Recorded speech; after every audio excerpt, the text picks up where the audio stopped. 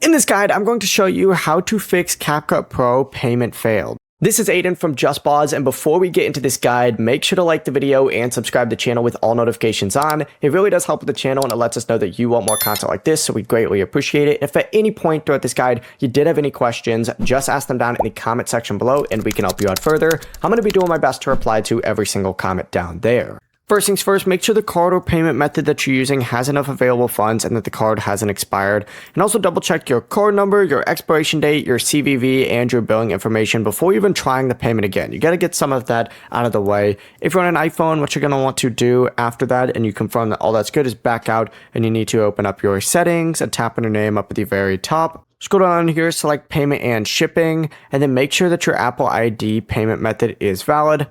If you're on an Android, open up the Google Play Store, tap your profile picture, and then payments and subscriptions, and make sure your payment methods are on there as well. Now, you can also try a different card or a different payment method since your bank may be blocking the original transaction, but if everything looks correct, switch between Wi-Fi and mobile data. And you're going to want to completely close CapCut and reopen it and retry that purchase. If it's still declining, contact your bank and make sure online or international transactions aren't being blocked. And if none of those fixes work, contact CapCut support and include any payment error code that appears on screen and they can fix it. Before you do leave, make sure to like the video and subscribe to the channel with all notifications on. It really does help with the channel and it lets us know that you want more content like this. We'd greatly appreciate it. And if at any point throughout this guide you did have any questions, just ask them down in the comment section below and we can help you out further. I'm going to be doing my best to reply to every single comment down there. Peace.